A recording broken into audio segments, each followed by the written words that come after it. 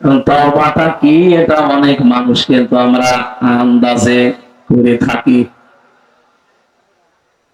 বাস্তব সত্য কথা বলছি। জেলখানায় 3টা বছর ছিলাম আমি। এনার মতো এক বছর ছিল আমার সাথে জেলে। উনি একদিন এসে ফাঁসির ওই কন্ডেম সেলের ভেতরে দেখা করলো। আমার বলছে, হুজুর আমি একটা তাওবা করেছি, আমার তাওবা কত দূর হয়েছে আপনি দেখেন। ঠিক আছে। যে যে নির্বাচন গেল, এই নির্বাচনের আগে রাত 12টার পর থেকে আমি আমার দল বল নিয়ে ভোট কাটা আরম্ভ করলাম। যা সত্য তাই বলছি, আপনি আবার রাগ করেন না। কারণ এরকম কাজ আপনারা করেছেন, এটা জাতি জানে। আপনি আর করবে না ইনশাআল্লাহ। আর এগুলো হওয়ার সম্ভাবনা। কারণ যে ডাইনি ছিল,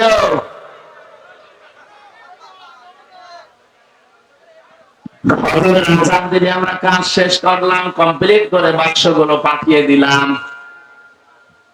এবার আমি গোসল করলাম, ওযু করার পরে 2 রাকাত তাওবার নামাজ পড়লাম। এবার মন থেকেই বললাম আস্তাগফিরুল্লাহ, হুজুর আমার তওবা হয়েছে। আপনি কি আল্লাহর কাছে দোষ করেছেন যে আপনি আস্তাগফিরুল্লাহ পড়েন?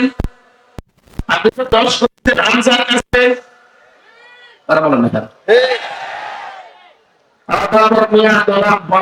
সাবেক এমপি, এই লোকটাকে এমপি বানাতে হলে ডমরিয়া ফুলতলা মিলে 3.5 থেকে 4 লাখ হামজা এবং হামজার বউ লাগে।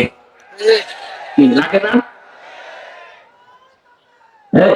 কথাগুলো বুঝবেন, থাকবে পরে দিয়ে।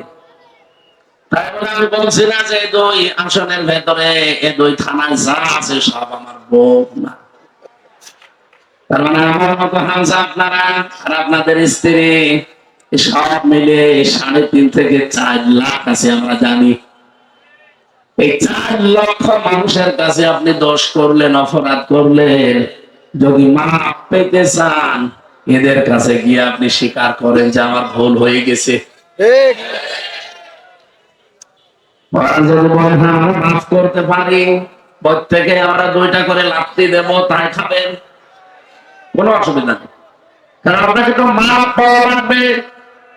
একটা জালেমাকে টিকিয়ে রাখতে গিয়ে আপনারা কত নিচে নেমেছেন। আমার বয়স এখন 33 বছর। 18 বছর থেকে যদি ভোট দেওয়া আরম্ভ করতাম তে আমি 3 বার ভোট দিতে পারতাম, একবারও পারিনি। তার মানে এই দেশে এই 3 বারে কোনো নির্বাচন হয়নি। হ্যাঁ হয়েছে, নির্বাচনের নামে প্রহসন। একটা বল না, এখানে 15.5 বছরে যারা এমপি, মন্ত্রী, উপজেলা চেয়ারম্যান, মেয়র এগুলো যারা হয়েছিলেন নির্বাচনের নামে ধোঁকাবাজি করে, এরকম পোস্টারে যদি আপনারা দেখেন যে সাবেক এমপি জায়েজ নেই, আপনি এতটুকু লিখতে পারেন যে সাবেক চোর।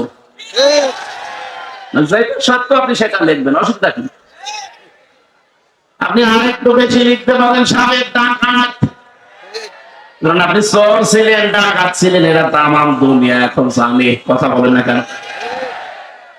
আপনি সাবেক এমপি লিখবেন, সাবেক মন্ত্রী লিখবেন। আমার মনে হয় 15.5 বছরে যত টাকা ভাতা নিয়েছেন সব ফেরত দেওয়া লাগবে। কে ফেরত দেওয়া লাগবে না? আপনারা তো ভোট দেয়নি, আপনি কেন এমপি দাবি করেন? আমি নিজেরটাই তো বলছি, কার কাছে শুনে না, আমি নিজেই তো দিতে পারিনি। অথচ ওখানে বসে বসে ষড়যন্ত্র উনি এখনো থামান না। বিশ্বের মডলদেরকে এখনো পর্যন্ত শোনাচ্ছে যে আমি নির্বাচিত ছিলাম, আমাকে উৎখাত করা হয়েছে। এটা ডাহা মিথ্যা কথা। আমার তো মাঝে মাঝে মনে হয় মহিলা জীবনে কোনোদিন একটা সত্য কথা বলেছে বলে আমার মনে হয় না। আপনি কোনোদিন শুনেছেন? আমি যে কথা শুনি আমার কেন জানি মনে হয় যে মিথ্যা কথা বলছে। ওনার কান্না কাটিয়ে সব মেকি, সবগুলো মেকি কান্না। আমার মনে হয় বাম হাতের ভেতরে পেঁয়াজ সব সময় রেখে কিছু বসে। খুলনাবাসী, এটা আমার বিভাগ।